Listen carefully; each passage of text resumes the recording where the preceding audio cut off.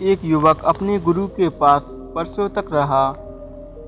गुरु ने उसे कभी भी कुछ करने के लिए नहीं कहा। शिष्य बार बार कहता रहता कि मुझे कुछ कहें, कुछ आदेश दें, मैं क्या करूं?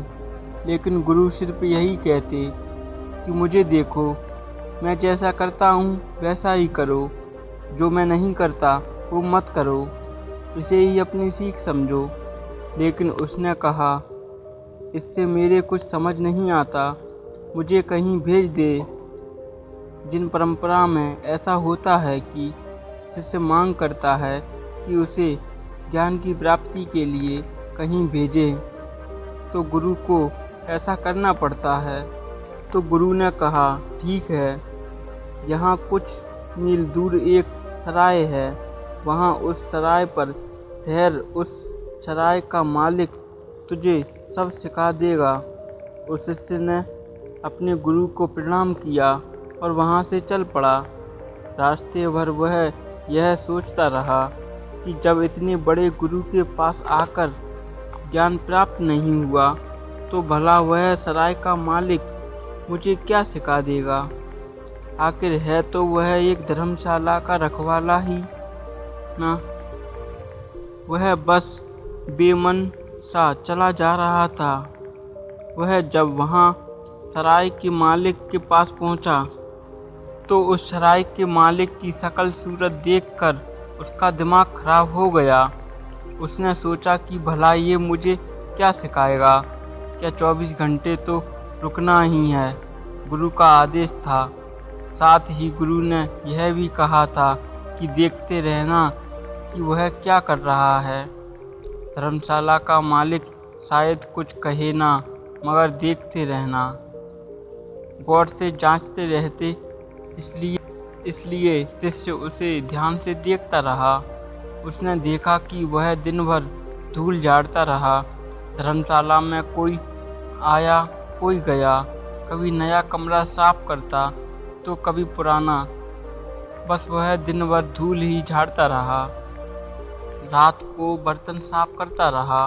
11-12 बजे तक वह देखता रहा कि वह सराय का मालिक सिर्फ बर्तन ही साफ करता रहा। वह बर्तन साफ करता करता ही सो गया। जब सुबह के 5 बजे तो उस शिष्य की नींद खुली, तो वह भागा कि देखें तो कि वह सराय का मालिक क्या कर रहा है। उसने वहां जाकर देखा कि वह सिर्फ बर्तन ही साफ कर रहा था। जिन बर्तनों को उसने रात को साफ करके रखा, वह उन्हें सुबह दोबारा से साफ कर रहा था। यह सब देखकर उस शिष्य से रहा नहीं गया।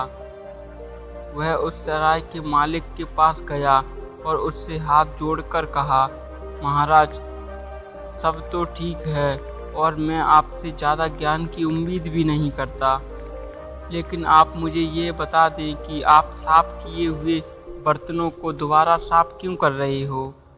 सराय के मालिक ने कहा, रात भर भी बर्तन धरे रहे तो धूल जम जाती है। उपयोग से ही धूल नहीं जमती, रखे रहने से भी धूल जम जाती है, समय के बीतने से धूल जम जाती है। यह बात उस शिष्य के समझ में नहीं आई। वह उस रात अपने आश्रम वापस लौट गया और गुरु के पास जाकर चिल्लाकर बोला कि आपने मुझे कहाँ भेज दिया था?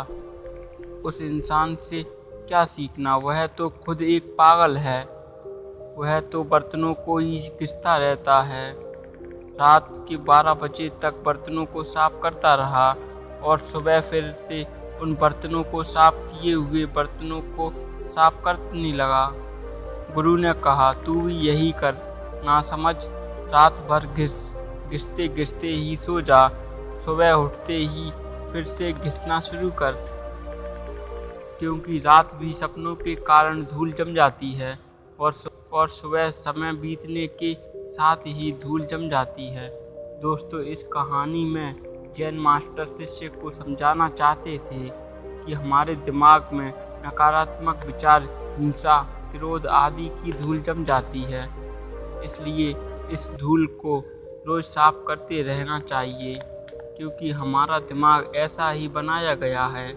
क्योंकि हम अगर इसमें पॉजिटिव विचार नहीं डालेंगे तो ये नेगेटिव को अपने आप ही आकर्षित कर लेता है।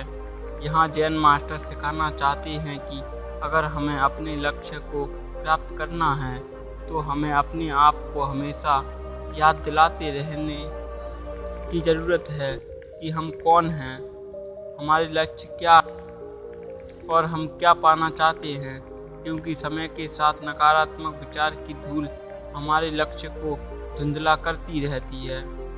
इसलिए लाइफ में अगर कुछ भी पाना है तो विजेता की तरह हमेशा खुद को याद दिलाते रहें कि आप कौन हैं, आपकी मंजिल क्या है। इसीलिए जैन गुरु ने शिष्य से कहा कि तू भी लगातार अपने मन को साफ कर, दिन भी साफ कर, रात भी साफ कर, साफ करते करते सो जा और उठने के बाद भी साफ कर, अगर तुझे असल में ज्ञान और शांति प्राप्त करनी है तो।